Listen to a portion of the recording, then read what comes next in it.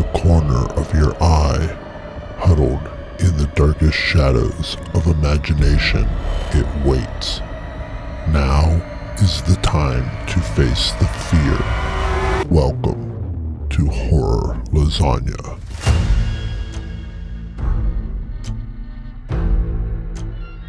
Embrace the trepidation.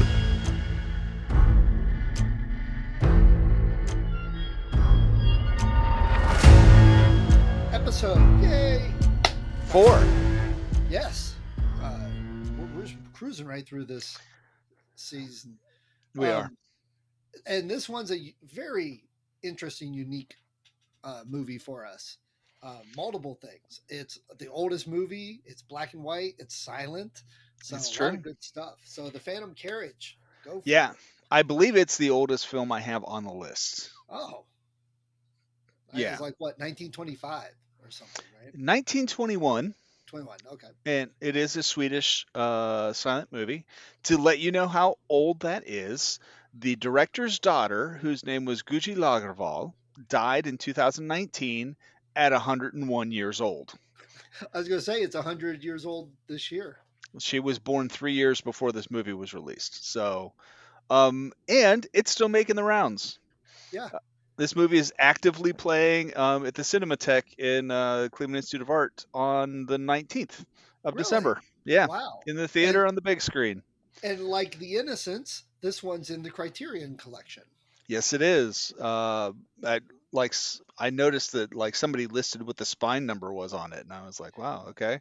I didn't know that was a thing, but yeah, it's again, this is not a movie for the teens. If you're going to sit down, you're going to look at it, you're going to be like, doesn't even really register as a horror movie, but Yeah. it's a historical horror movie. If you take a look at movie genres, horror movies actually started in the late 19th century, around 1895 or so. And most of them were just little tiny snippets. They didn't last very long. They might have only been, 3 to 5 minutes. But a lot of it was like someone walks into a house and there's ghosts or skeletons, here and there, and they walk through and they're spooked and they get out, and that's the end of the movie. So Right. you're not looking for giant, complex, what we would think of as horror movies, but in the day, Right. this would have been considered a horror movie. And I read this was an inspiration for Ingmar Bergman to become a director. So much so that Ingmar Bergman would uh, like religiously watch this movie once a year in the summer at his own private theater on his grounds, which back then that was a big deal because you had to actually own the celluloid. There Yeah. was no VHS copy of this. Right. You had to thread it up and watch the whole thing. And like you said, for today's audience, it's not going to hold up as, oh my gosh, that's one of my top 10 horror movies. It just isn't. But from the historical aspect, it's cool to see because it was much more intricate than a lot of black and white movies. It was a heck of a lot longer, if nothing else. Oh yeah, Charlie Chaplin claimed it was the greatest movie ever made. Wow. Yeah, and he was a guy who knew a lot about movies. I mean, He everyone did. thinks some of him is like the hat wearing kind of penguin walking kind of dude, but he was a movie mogul all on his own. He started a movie company that's still with us today. Yeah. Partly started him and a couple partners. So. Yeah. It's also morality play. The entire movie has a moral to it, not unlike A Christmas Carol. In fact, I said it's kind of like A Christmas Carol, It's a Wonderful Life, and The Shining, all mixed together in one big pot. Yep. It is based on a novel. The novel was written by an author by the name of Selma Lagerlöf, and it was called Thou Shalt Bear Witness. She was very well known for capturing life in rural Sweden at the time, and she is the first woman to ever earn the Nobel Prize for Literature. Wow. Okay. Yeah. She signed away all the rights to her unwritten books in 1919 to the Swedish Cinema Foundation. And at the start of World War II, she gave her gold medals, which were actual gold back then. Like one was a Nobel and one was a Swedish Academy Award. She gave them to Finland to help them offset the price of fighting the Soviets, for them to sell the gold to help Wow. fund the war. Yeah, Wow. Now, see, that's somebody that deserves a Nobel Peace Prize and someone to remember. You yeah, know, I can name some other people more recently that aren't as yeah. noble as that. She was so popular and powerful in her day. The supernatural elements of this movie, according to Sweden's censorship laws at the time, should have been cut or edited or changed, but the censorship board didn't want to actually go up against her, so they left everything as it was shot. Oh, wow. Yeah. Um, so that's Selma Lagerlöf. Uh, a lot of her movies are actually out there uh, in Swedish, ancient Swedish cinema. The movie was directed by Victor Sjolstrom. I- Yeah. It's got a J right after an S, so I'm Forgive us. Neither of us are Swedish. well, yes. He was the actor. He plays David Holm in the film. He was the director. He wrote the screenplay.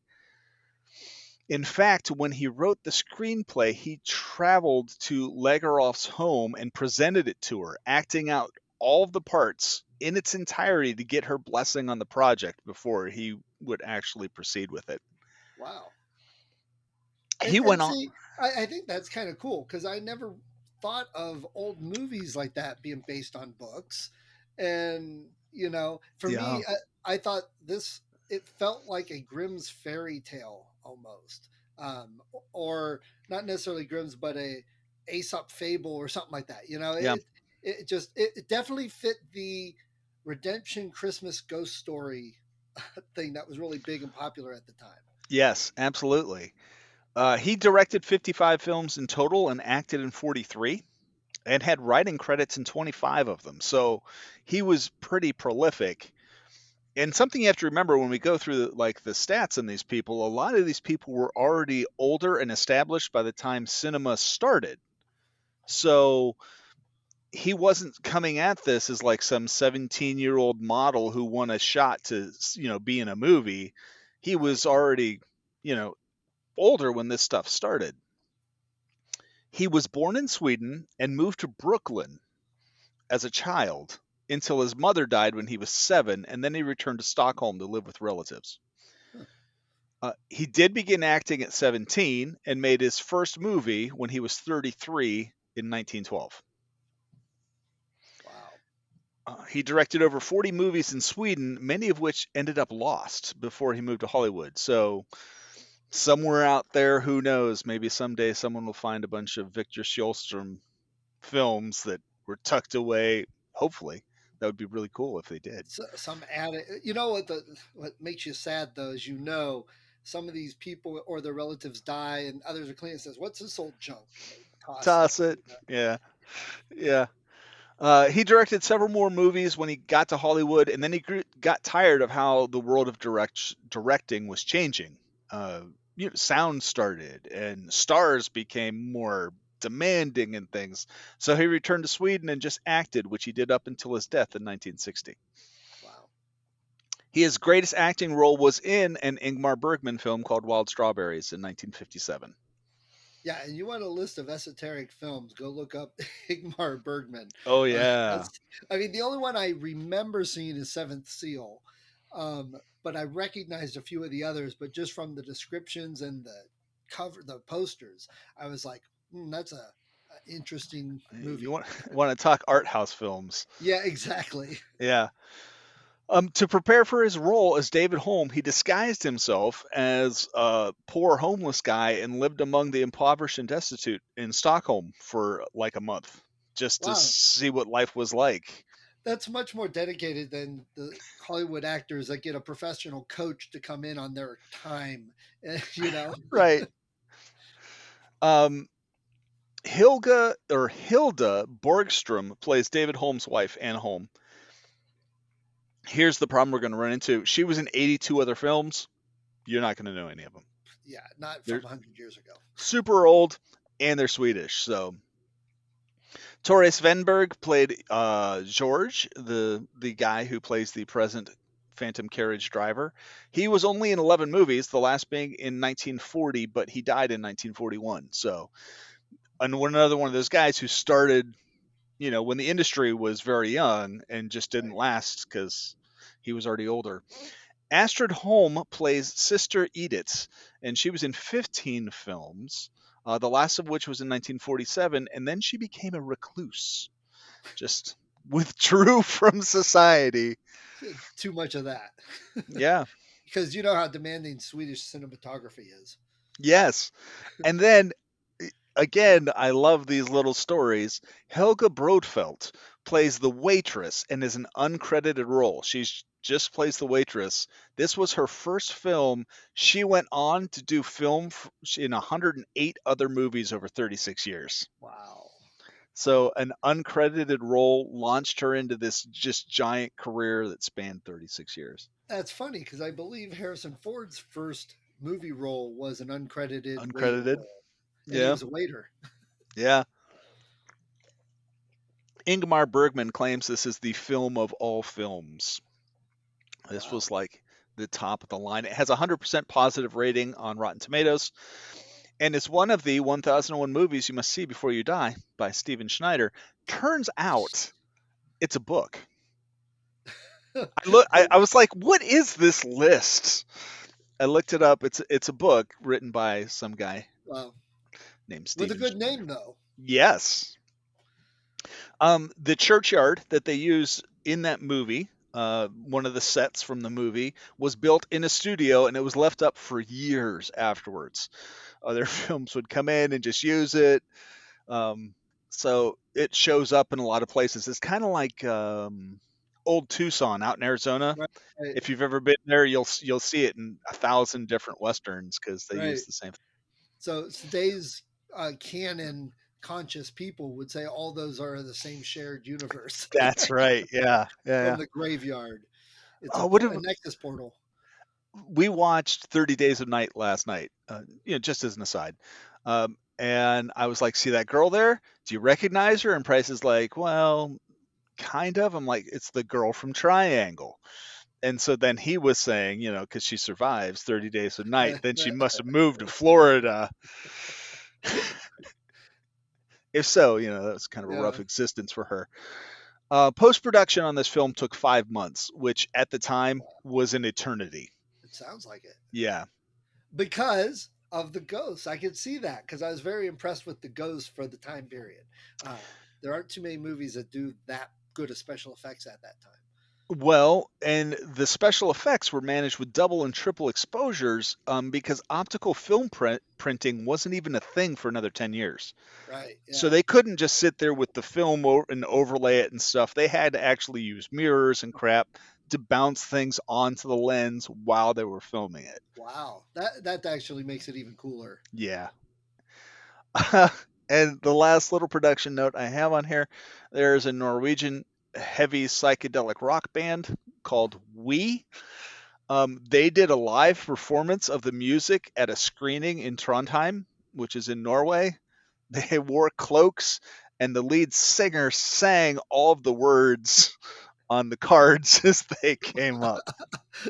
I would love to see that. Yes. If we can find it, that should be our bonus. Again, bonus or something. Steve had put this call out there. If you happen to have been at that performance, comment below. Let us know what that was like. And it's funny you say that because I heard it and I'm like, okay, I know this isn't the original music, at least the cut we have, because it was very spacey and sounded. I'm like, there's no way that's from then, because back then the silent films they had orchestras in the pit playing, so you had piano and strings and horns or an organ a lot of times. So this was very synthesizer based. The cut we have. It's true, but the music that they attached with this, because as you said, this is like the only version that's out there. Yeah. The music is genuinely pretty creepy. and it Yeah, runs consistently throughout the film. They do this thing with like this rapping, like tapping sound that happens a lot. clock-like. Yeah, Yeah. clock like, and you're like, yeah, that's adds a little bit to the creepiness. Um, the movie is set in the Swedish town of Landskrona on New Year's Eve. And they don't tell you what year it is, but uh, yeah, you can almost date it a little bit just by looking at it historically and the things that are happening. It starts with a black screen and a title card. Well, the credits roll first. But the title card informs us that Sister Edith of the Salvation Army is on her deathbed. She is attended by her mother and one of her fellow sisters, Sister Maria, as she is dying of galloping consumption, which she had been struggling with for a year. Uh, Um, so this was filmed in like 1920, 1921. So the Spanish flu is still very much on everyone's mind. And you can still have people who have tuberculosis. So it's hard to say exactly what galloping consumption is. well, Uh, consumption typically was tuberculosis, right. and galloping was a type of that. I Yes. knew that from all the vampire stuff I've been studying. You and your vampires. Hey, vampire was cool, man. The Salvation Army, which plays a critical role in this movie. I dug into this a little bit, was founded in London in 1865 by a guy named William Booth and his wife. At the time, it was called the East London Christian Mission, and it was made to bring salvation to the poor, destitute, and hungry by meeting their spiritual and physical needs in an We know effort. you're hungry and starving, so let's pray. Yes, in an effort to convert them. Booth went by the title of general, which is where the whole military flavor of the Salvation Army started. And to this day, people Yeah. are soldiers and colonel. The first Salvation Army meeting in Sweden happened in 1878. Okay. So that does kind of help us, Wow. narrow the time frame down. It happened somewhere. This story takes place somewhere between 1878 and 1921. Right. But they don't give a year specifically, which I like Right. because the story is very, again, like a Christmas Carol. It's something that can apply to today. And Absolutely. if I'm right, it was based on a Swedish folktale legend uh, that it was Mm. based on. So I like that too, or at least it felt like it. But when I was looking a few things up, I thought I came across that it's based on a legend. Well, it could be because the author, again, was very well known for writing stories that captured Yeah, uh, life in Sweden at the time. yeah, So the acting in this is not, one of the reasons that I'm not crazy about Nosferatu, and it's not because it's a vampire movie, because I have to respect the traditional Dracula story, and Nosferatu is just a twist on that. yeah. But I don't like it because so much of silent films were recorded with over the top acting Yeah. because the people who are directing are like, we have to depict what's going on, and the only way can do it is by just going way over the top. Yes, right. They don't do that in this movie. No, not as uh, much. Sister Edith is probably the only one who really overacts on a kind of regular basis. She's very, oh, this kind of thing. And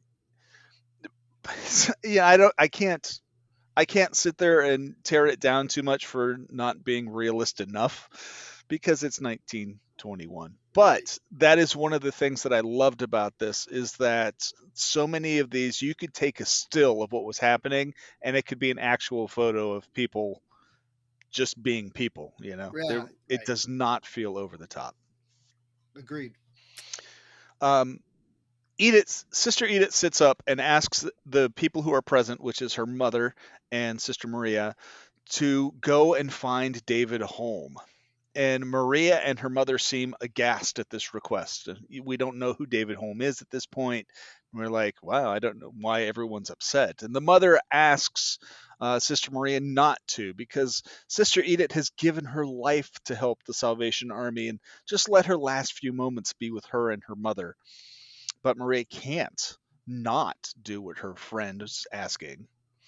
And so she gets her male counterpart, uh, Gustafsson, who is also in the Salvation Army.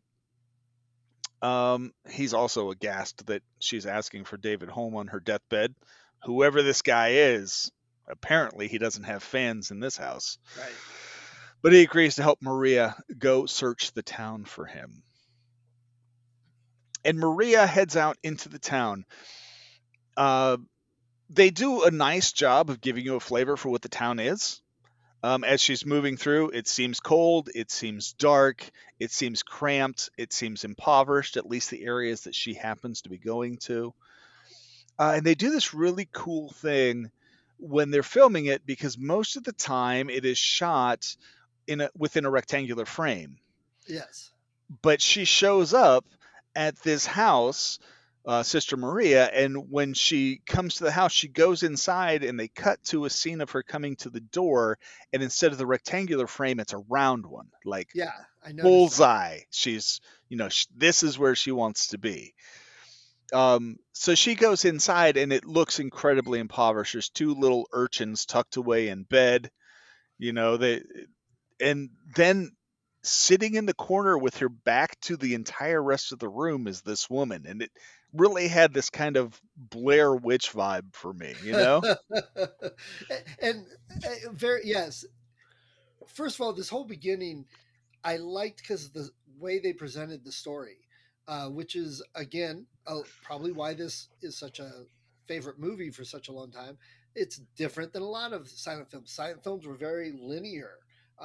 Start the beginning, you know what's going on as an audience member for every step of the way. This Yep. had more of the flashback bits and things, so it's a little more advanced for storytelling in movies at the time. Yeah, it's actually when I was listing things, I probably could have put this as a literary horror too, because that's much more of a literary Yeah. type of device that you would use in a book than it is something that you would have used in movies at the time. Yeah, very much. Gustafsson heads to the bar. So maybe this is who this David Holm guy is. He's at the bar, but he doesn't have any luck. David Holm is not there. Maria, however, grabs this woman whose name is Anna, and it turns out her name is Anna Holm. She is David Holm's wife. Wraps her up and takes her to see Edith. And there's this scene where she's like leaves Anna in the other room, and then she goes in and she's with Edith's mother, and they're in the room, and Anna just walks in, kind of like stumbles in, almost in a trance-like state. And she walks over to where Edith's sleeping, and it looks like she's going to throttle her. I mean, like her hands are like in these claws, and she's leaning over her, and Edith wakes up and embraces her. And there's obviously some sort of issue between these two women. We're not sure what it is. And she's saying, poor Mrs. Holm, poor Mrs. Holm. And then Maria's like, I'm going to take her home, just on the offhand chance we find David Holm, because it would not do for him to see her here. Right. Again, we don't know why. And I love also, we know she's got tuberculosis, and she kisses the lady all over the cheek, kisses all over the place, which again comes up later in a couple minutes. But I was like, oh, well, we understand germs, but we don't really know how this is transmitted, do we? Yeah. Then we find out we finally see David Holm. He's hanging out in the churchyard drinking with two of his friends, and they joke about how scary it is to be among the dead waiting for New Year's, because they're sitting in a cemetery drinking right above the church clock, and they make a joke about, when it hits midnight, we're going to be the first to know because we're sitting right down here. And to pass the remaining hour, and this is such a literary device from the turn of the century, David's going to tell his comrades a story. Just to pass the hour, I'm going to tell you a story. So he tells him about his friend George. George was an educated man. And while he's telling the story, they do a flashback. So they cut back and they show this. It's not actually David telling the story. George was an educated man. He had gone to a university, came back to town, but he liked to hang out with the rest of the homeless alcoholics. He enjoyed hanging out with them in like these boarding houses where they live. Right. And I don't know I don't know if that was like an artifact of the time or the place, whether Sweden was just like, you know what, shit gets cold out here, so we got to give people places to pass out. I was wondering about that. I was wondering because the men's boarding house seemed a little weird and creepy 100 years later. I mean, I understood what it was, but I'm like, wow, people would probably flip out. 20 men all in a room, half naked. It looked like. Yeah, yeah, yeah. Um, and George liked to hang out with these guys, but a change would come over George on New Year's Eve. He would stay in, he would sleep. And you see David is there playing cards with his friends. They get into a fight, and George gets up really upset and breaks up the fight. And he explains the whole premise of the movie right here. Yeah. And he's like, if you die on the last stroke of the clock on New Year's Eve, you become the driver for Death's Carriage for a year. You have to collect the souls who died and deliver them to death. And Which they I think show is a great premise. I love that. Oh yeah, yeah, yeah. It is. I might actually try and hit that date. Actually, it kind of sounds Well, like a good gig. if it's going to happen. Yes. And so they show you a shot of the cart, and it's ghostly, and you can see through it. Again, not an easy thing to do in 1921. Right. And they do the cart's very rickety looking, and they do this brilliant thing. They take the horse and they paint vertical stripes on it. I mean, not vertical. They these diagonal stripes on it, so it looks like the horse is emaciated. Like you can Yeah. just see its ribs. I was wondering about that because I'm like, well, there was no humane society That's true. monitoring this, so No, but if you look at it, the horse is actually like it's just a horse. But and then it says this ends section 1, and the movie it turns out is broken down into I think 5 different sections. yes. Yes. So I thought that was really interesting that they're just going to come right out and say, we're doing this in chapters, and this is the end of the first chapter. Which was very common actually to do at least, Yeah. and if nothing else, a intermission because people just can't sit for more than 35, 40 minutes. And I think it also lends itself to the roots of cinema, which is the theater, which has Right. always been done in acts. Yep, exactly. Agreed. And I must say right here, these guys that were in the boarding house, how did the Swedish get such glorious mustaches? I mean, every single one of those guys had like this full big caterpillar thing growing. They were like very noticeable. Absolutely. And it turns out that David Holm doesn't always have that mustache, as we find out here in a little Yes. bit. Yes. Which makes me wonder whether they filmed him later after he shaved it off and then spliced it in, which seems pretty advanced for 1921, or if his mustache was a fake throughout the whole movie. Yeah, I don't know. And I was going to say for some of this scenes where the driver is collecting souls, this is where I think it would lose modern audiences more because some of those were quite long. It was like several minutes of the carriage going across waves and just sitting there, you're staring at it. Now, 100 years ago, when you'd only ever seen 1 or 2 movies probably ever in your life, it was probably like still cool. But I could see how that would be something that would lose people nowadays, if nothing else. Yeah, so you're talking about this first section here. George says wherever he goes, he is greeted with sorrow and despair, meaning the driver of this chariot. And there are shots of the carriage making stops using second and third exposures so it's transparent. And death comes for the wealthy and the poor. There's a rich man who shoots himself, and there's a sailor who drowns. And you're right, they're very, very long scenes.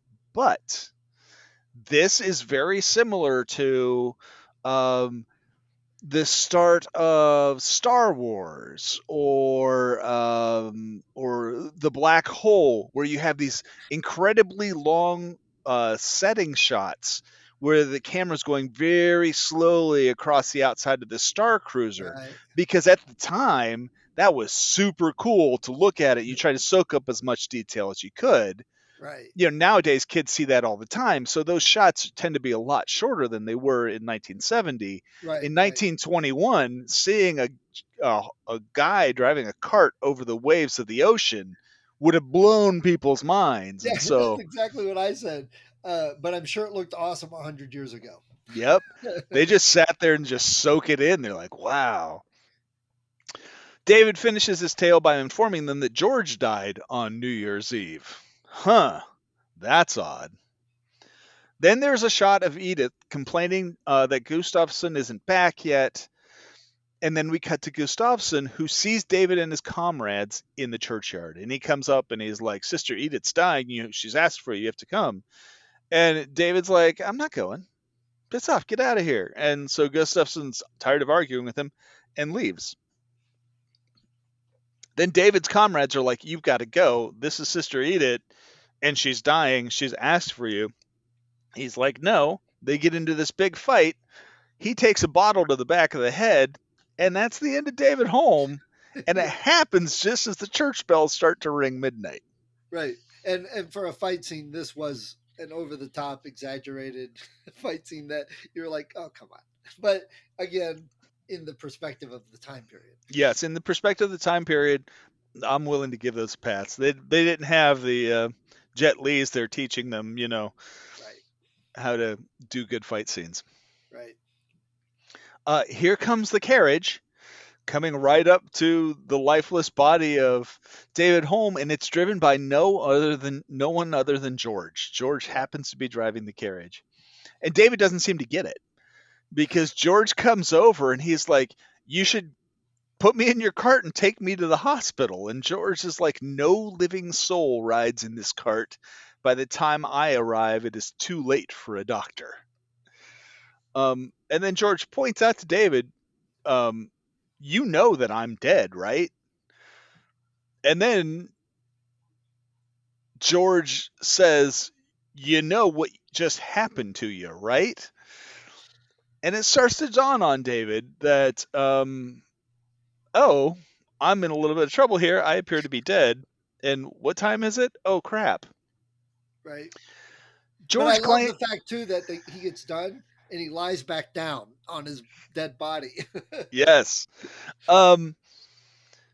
George claims that he is responsible for the condition that David is in. And we're treated to a flashback of David's previous life before the mustache. Apparently, mustaches make Swedish men into homeless, jobless Yeah, alcoholics. yeah. Because And, Gustafsson doesn't have one. right.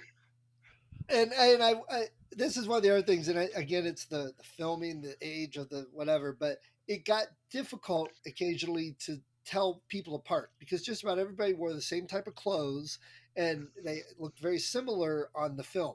They're very bleached out at times, but it Yep. doesn't give the perspective like we see nowadays, even on a 2D film. So there were a couple times I'm like, okay, which guy is this, and which woman is this? Is this Sister Edith now in the flashback, or is this the wife, or is this somebody? There were it did take a little bit of paying attention to make sure you know who Yeah. was in the scene and what time period the scene was. Yeah, and that actually does come up. We're treated to a flashback of David's previous life without the mustache. He worked in a wood shop. He spent time with his family on picnics, teaching his kids how to swim. He hung out with his brother. And then there's while they're at this picnic, a little ways away is George with two other guys getting hammered, and they're just singing, and it's great. And apparently, David starts hanging out with George. One night, Anna is there with their children eating dinner, and the door opens, and it's David's brother.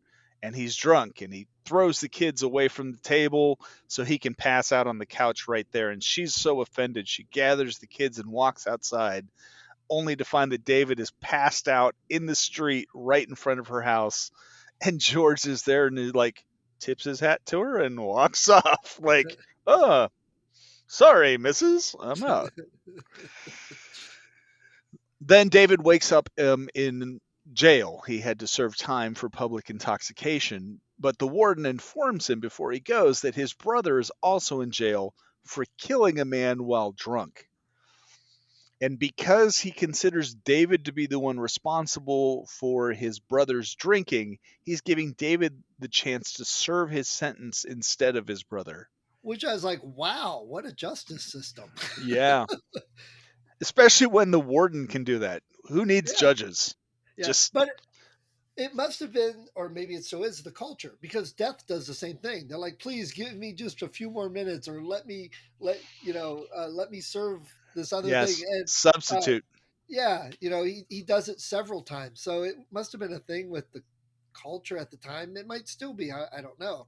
But I found that interesting that so many characters were in a justice format, death or the jailer, like, yeah, I'll make an executive decision and we'll let you serve his sentence, whether Yep. it be the carriage or whatever.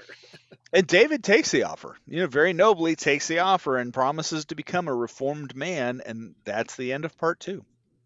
Yeah. Part three starts with David getting out of jail and he comes home to find his door locked. Fortunately, they keep a key under the mat. Nice to know people have been doing that forever. Yeah, like thieves will never think of that nowadays. Yeah. Pulls the key out, unlocks, and goes in to find that Anna has taken the children and left him. Yeah. And he's like, if she would have just said she was out, that'd have been fine. But slinking off in the middle of the night like this, he's going to hunt her down and make her pay for this. And I do like how they portray his thinking and actions throughout the whole thing. And the I guess the statement it could be making about drinking and alcohol, and that hasn't changed much for 100 years. No.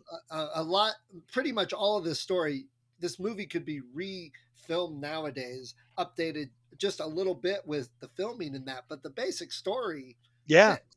It's timeless. Yeah, which is why it's so good. Yeah. George then points out to David how much his hatred for his wife grew over the year that he left to search for her. And then a year ago on New Year's Eve, the Salvation Army comes into town. And Sisters Maria and Edith are setting up a bunkhouse, and their first client, David Holm. He comes in, they're like, do you want food? He's like, I don't need any of your food. And I just want somewhere to sleep. He's belligerent. He's a complete ass. Goes in and passes out on the cot. Yeah. He does take his jacket off before he does because Sister Edith picks it up. And Maria's like, there's germs all over that, and we don't have our sterilization thing set up. You should just set that back down. Yes, sterilization oven. And yeah, I love this. A couple things of this scene made me chuckle. Number one, he's got tuberculosis. You're gonna catch it from the coat. Well, no, I'm glad you understand a little bit about germs, but that's really not how it was. Him coughing all over everybody did it, which they do bring up. Yep. But then it also cracked me up. It's like, here I am, this drunk, belligerent guy, and you're going to fall in love with me. the romance subplot could use a little tweaking and work. Yeah, it's so odd because she is this paragon of goodness. She's seeking to reform people, and how often do you see this where, like, here's this broken man I can fix, and Right. She takes the coat despite the warnings and stays up all night patching it and fixing it. And then Now, you know what? I don't know about you, but my wife that I'm already married to would not stay up all night patching and fixing my coat. So there's got to be some feelings here. Yeah, well, she repairs the coat and prays to God that their first client be blessed with a blessed year. And then they mention, yeah. Then they mention she's been inhaling germs this whole time, and her room is super cold, and then she goes to bed. So, apparently these are the check marks for catching disease. For, Inhaling germs, check. Cold room, check. so all the women in the audience are and grabbing their whoever dates arm, like, oh my gosh, this is scary. Yes. Yeah. David awakens in the morning, inspects his coat, and he like really goes over it and he puts it on. He's got a cough. So now this is the first we've seen him with this cough. He calls for Maria and asks who fixed his coat while he's having breakfast, and asks if Maria could go get her. And he seems like he's pleased. And so she's excited, and she goes and gets Edith and brings Edith back. And when she shows up, he rips out all of the repairs she did and laughs in her face. And he's like, it's a shame you put so much effort in this because I've grown used to it being like crap. It Then really she shows makes, kind of the bastard he's become. yes, she makes a request. Come back in a year and let me know how your year went because I prayed for you. And he's like, God doesn't care. God doesn't care about your prayers. He doesn't care about me. He doesn't care about your requests. I'll be back and you'll see. He doesn't care about your twaddle. Yes, your I love that twaddle. one. Yes. And no, that's not a word for genitalia of any kind. It's Right. just, it's an old-timey word for your nonsense. I remember my grandparents actually using it. Mm-hmm. Now we're back to the present, and George is reminding David of his obligation to be Death's driver, and he's going to force David to go see Edith because she's dying from consumption she caught from him, and he owes her a visit before she dies. And so this is where David's like, and he jumps back into his old body like he's hiding. Right. And then George is like, okay, I got to do this officially. He pulls up his hood and says, "Captive, take leave of thy prison." And at this point, David looks down at his body and he's like, I guess I'm dead. Yeah. So George is like, yeah, and you got to become the driver of this thing. And David, like an idiot, decides he's going to go wrestle with death. So he runs over to fight with George, and George pretty effortlessly just like ties his hands and his legs up and knocks him down, and then picks him up like he weighs nothing. Yeah. And sets him in the carriage. So I don't think David had a chance in that fight. No, not against death. There's other stories about people fighting wrestling death and that. Yes. And there, these parts 1, 2, 3, there were, again, I don't know if it was a time, whatever, but there's several other little sections that just get a little long. They just keep going over and over and over the same information that we already have, and the scene just stretches out. Yeah. So that, I mean, that does add to the overall length, but I really think some of it could have been shortened a bit and still kept all the same story and all of that. And probably been a little scarier, but looking back on it, yeah, it would have done well with a good edit. But at the time, the amount of effort that went into every scene they filmed and the amount of cost that went into every scene that they filmed, I can see them saying, no, we shot it. It's going in the damn movie. Right. Yeah. Exactly. Yeah. I can you imagine them coming up to 100 years and seeing budgets of 500 million and movies making $500 million and whatever, you know. Yeah, that was the budget of all of Scandinavia in 1921. Right. That was the end of part 3. Edith can sense that someone has come to visit her, and she sits up all excited. George gets up and leads David, the bound David, into the house. And it's really kind of cool because Edith's mother and Gustafsson are hanging out in the front room, and George walks right through the door and walks right past them, and they don't even acknowledge that he's there. So he goes right into Edith's bedroom, and she's excited that someone's coming, and then she realizes that it's an agent of death. And she tells him, I'm not scared to die, but she regrets not getting to see David before she does. And she tries to put him off a little longer. She's like, give me a day's grace, for there's someone I must talk sense into. And Death is like, yeah, sure. This is the most easygoing death that I've seen in anything. When he comes in, he tosses David onto the floor. So she doesn't know that David's there. Right. David is hearing all of this. She claims that she's responsible for his sorry state and that he is the man that she loves. And then George tells her, look, I would give you this time, but it's too late. You hold no sway over this man. You have tried and tried, but he is a lost cause. And you see a lot of good overacting in David right here. Yes, yes. Well, it goes into another flashback, and we see all the time she tried to help him, and he was just a douchebag to her. Yeah. She's at the bar passing out flyers for the Salvation Army. He's crumpling them up. Um, he's accused by someone's wife as being a bad influence on her husband. She appeals to David's brother. Now, this harkens back to where you're like, I don't even know who these people are. Right. It took me like the third time through to realize that was his brother in the bar, and she's appealing to him to come to the Salvation Army meeting. And David says, yeah, go and be saved. I'll come and watch. And so his brother leaves. And when he does, brilliantly, they go back to the circular framing and zoom in really tight on him. So he is all alone. He's just there drinking a drink. He's left in the bar drinking a drink by himself. He has no one. I mean, that's really what they were getting with this whole framing thing. Yeah. And a side note on that, some of these techniques lasted up through the 60s and into the 70s. Oh yeah. The spotlight on women, especially their faces, eyes, and stuff, and the smudging with Vaseline to make things look odd. And Star Trek even did the focal thing occasionally. Yeah, yeah. And Yeah, that. literally it was like cardboard with a hole cut out, Uh-huh. like Yeah. what a kid would do almost now. I love those types of things. Yes. 1921 was just our children with an iPhone. Yeah.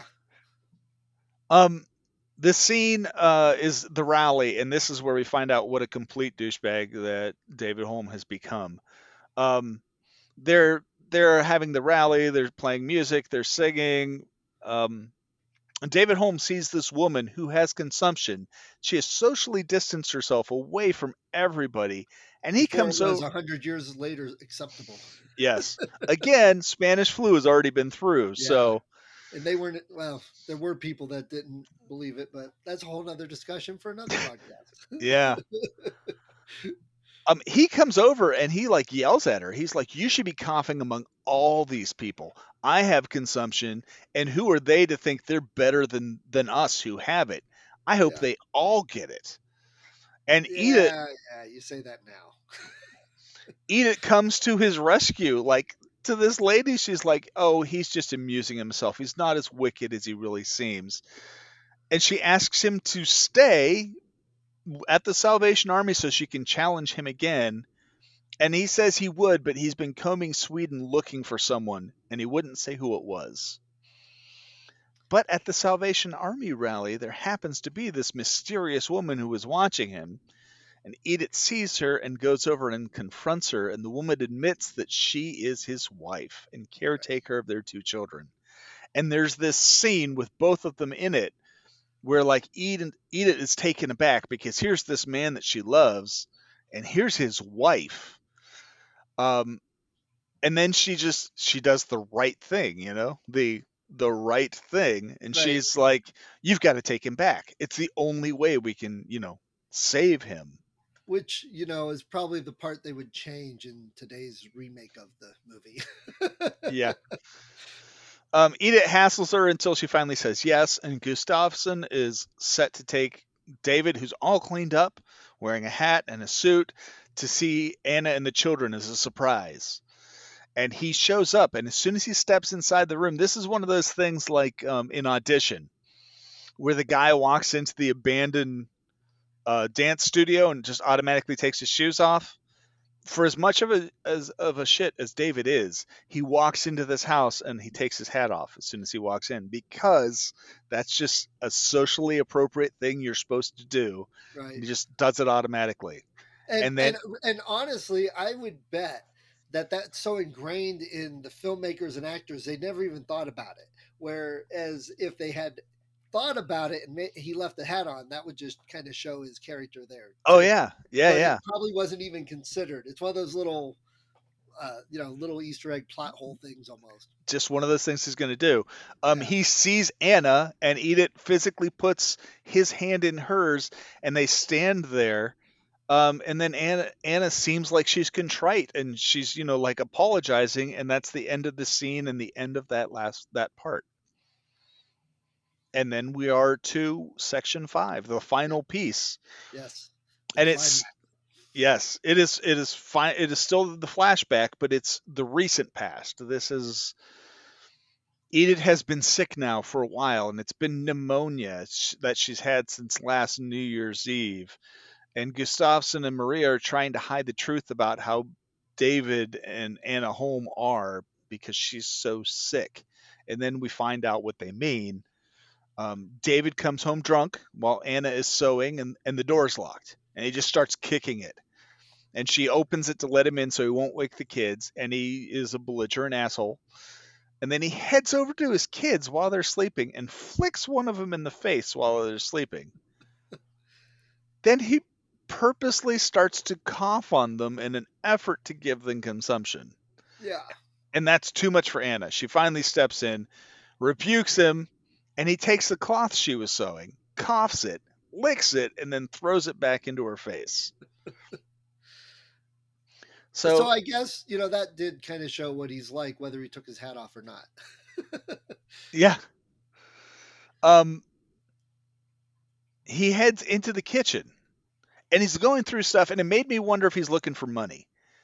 Because he's like going through these pots, and you hear, it used to be a thing that like old wives would keep money hidden in a jar somewhere in the kitchen, their egg money or whatever. My father did stuff like that. Yeah. So. So she locks the door when he goes in. And this shows you how much more quality the doors were back then than they are now. She locks the door and starts to bundle the kids up to get them out of there. And he tries the door and finds that it's locked and goes over to the wood cupboard, pulls out an axe, and just starts to hack at the door. It reminded me of The Shining. Stanley Kubrick has credited this scene for that famous. Really? Yes.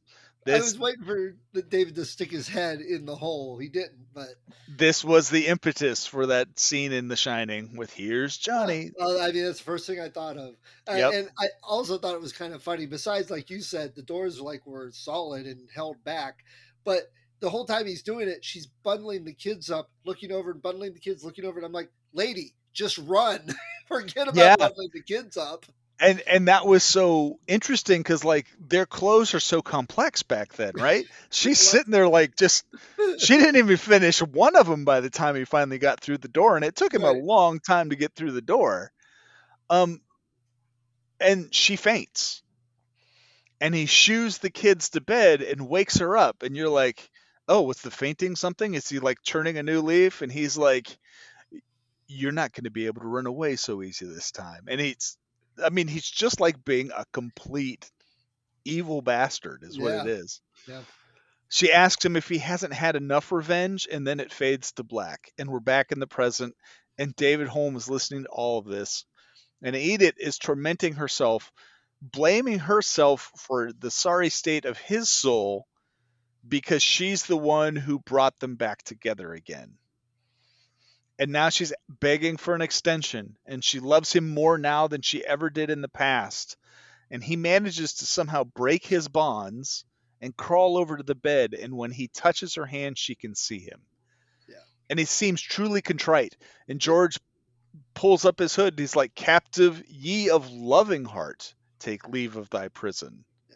I was waiting for Whoopi Goldberg and what's his name from Ghost? Dirty Dancing. Yeah. Patrick Swayze. It was very much like those scenes. Yeah. Yeah. When George says that, she sits back and she dies. And George tells David they need to go because those who will come to collect her soul will be there shortly. So apparently there's not just one guy who collects the souls of the dead. There's just the one guy that you don't want to see coming to get you, and then the other good people. Yeah, which I, then I thought about that. I'm like, because either they said it or I read it or something that was kind of based on a legend of whatever. I'm like, wow, that could really be a good series, a TV show, a book series, whatever. That the carriage drivers of death, the good and bad, and possibly even more than one. You know, kind of like what was that TV show with the Reapers, with Mandy Patinkin. Um, that focused on the like teenage girl that died with the toilet seat hitting her, and they were all death reapers. I'll look it up, maybe put it in the show notes. But I was like, wow, that could be an interesting, fun anthology adventure series or something. You know? Oh yeah, you could do it every week, kind of thing. Yeah. Yeah, telling the stories. They used to have westerns like that, like The Gun, where everybody who got the gun, you would see that week their story of what Right, happened. right. Oh, So what was that called? The one with the gun. I thought it was just called The Gun. There's a comic book series too that is like that. Yeah, it's. I mean, it's a common type of thing, but I thought the death carriage would be an interesting Yeah. spin. Now they're back in the carriage, and George tells David, and here it is. We're gonna tie the whole story up in a bow. He George tells David he wishes he could teach the world a New Year's Eve prayer, and it's the whole moral of the story. Lord, please let my soul come to maturity before it is reaped. Then the carriage heads to David Holmes' house, much to his dismay. And David Holmes is like, "What are we doing here? Wait a second. No one's dying in here. Why are we here?" And Yeah, which is funny because a bit ago he was trying to kill his kids, and yeah, now he's it's redemption. giving them consumption and stuff. He goes in and Anna is there and she's looking at her kids asleep and she's like, I can't do this anymore. And she's poisoning herself and her kids in a pot of tea. She's like mixing poison into the tea. And and David's like, "You've got to stop this." And George is like, "It's my job to just watch and wait. That's what I'm here to do. I can't interfere with the lives of the living." David's freaking out. And in the end, he falls on his knees, literally falls to his knees, and prays to God this whole giant prayer of contrition. Are you still there? This one's on me, I think. Let's see if it catches back up.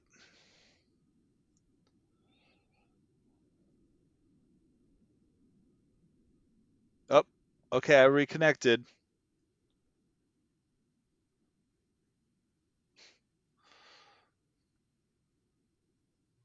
Hi Hey, there. what happened? My Wi-Fi will do this periodically where it'll just take 30 seconds and disconnect everyone in the house. Oh, well, that's nice if it's middle of the night.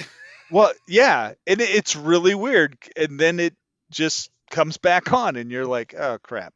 So this I'm happy to say it's the first time it's ever actually happened while we've Yeah, been recording. So, yeah. So anyway, so you were just saying the driver says he has to just watch. yes, and David literally falls to his knees and is praying to God this whole prayer of contrition. Just please God, prevent these deaths. Um, but God does not directly intervene. God doesn't like come in, like make the teapot explode or anything like that. Instead, David's soul is returned to his body and he awakens. And David returns home in time to save everyone's life and Yes, become a loving husband and father. And that is the end of the film. and it's like I said, a Christmas redemption ghost story Yes. in the lines of Christmas Carol. And shoot, now I forget what I was going to say. Oh, I find it very interesting. At They talked a lot about God and Jesus, and they were praying. So death, the carriage drivers, they're all basically in the service of God. They're work. They're another Yeah. job you can get instead of angel. Yes. I also found it really interesting because, and I've noticed this is like a pretty common trend lately, like with Supernatural or like with Lucifer and all these other series. They talk about God and the devil, but they always shy away from the whole full on Christianity thing. Yeah. Jesus is never mentioned. They won't Right. touch Never. that. Right. Yeah. And like in Lucifer, for crying out loud, you're talking about the angels of heaven.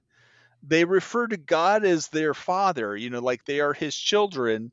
And it's like, hmm, didn't God have another son that he at one point in time sent to Right. earth? And I get it. It's like the third rail, on the subway car. You don't want to touch it because it's Right. really hot. Well, what I thought it was actually is that the Old Testament is in the public domain, but the New Testament is still under That's right. copyright. Yeah, it's a matter of who has the rights to it. Right. Well, and this is prior time, way back when he prays to God, he prays to Jesus. He doesn't know which one to pray to, so he mentions them both. I mean, that's literally in his prayer. He's like, God or Jesus, it's just someone stop this from happening, kind of thing. Easter Bunny. Yeah. And then God's like, nope, go do it yourself. Right. So he But does. so it's a very tragic story. Well, redemption, but I mean, it's got some, pretty heavy parts. Again, the story itself could be used in a movie today. Anyone listening, just if there's best yet a student who is in school, this would be a great thing to remake. Yes. Uh, Do not remake Close Encounters of the Third Kind. oh, It's only 30 years old.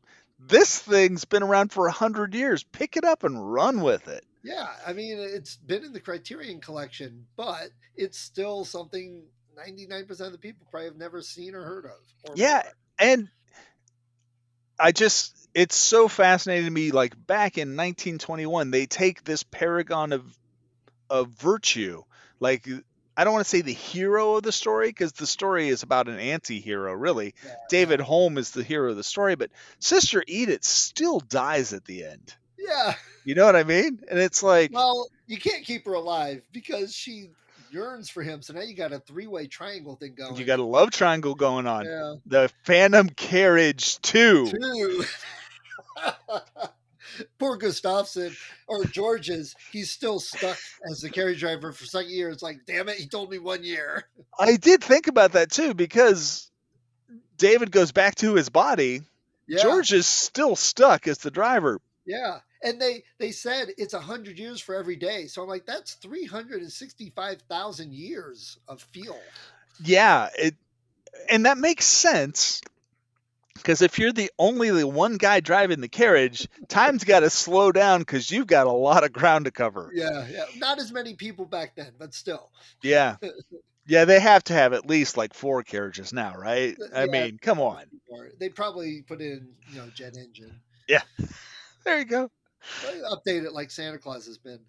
Yeah. Well, that is the Phantom Carriage. Yeah, good one. And for the silent film choice of our movies so far.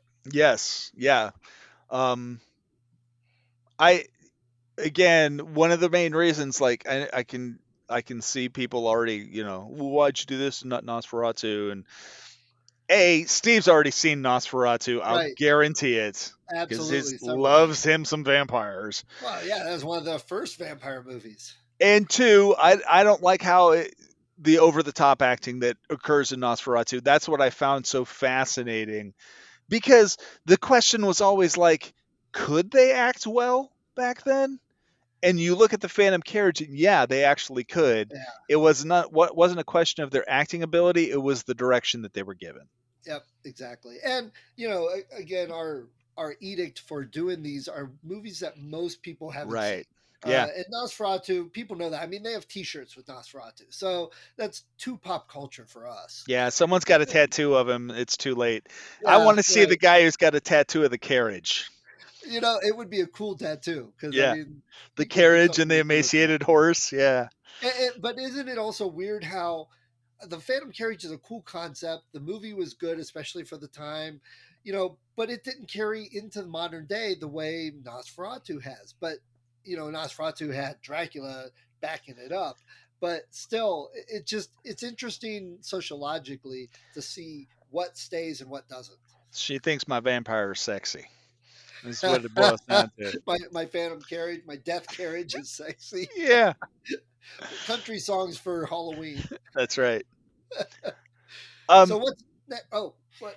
I was just gonna say, what's next? What's And next? the next movie, I picked because Steve is not a huge fan of major titles for horror movies. Like, you don't like the big house, big budget horror movies. Not as much, not usually. And people are like, hey, well, there's not that many American films you're putting out there. We're doing Mama, which has the star, someone Steve's going to recognize. Yep, I did. It's, I think it's Columbia. It's a major movie house that did it. And it certainly looks like an American-made film. And we're going to shatter all of that when we review it when it comes up next time. Yes. But the thing is, a major name and bigger production, but I didn't remember it, didn't recognize it. Those give you some of the best. That's absolutely. Yep. So that's next time. Next All time. right. Same time, same bat channel. Next time on Horror Lasagna.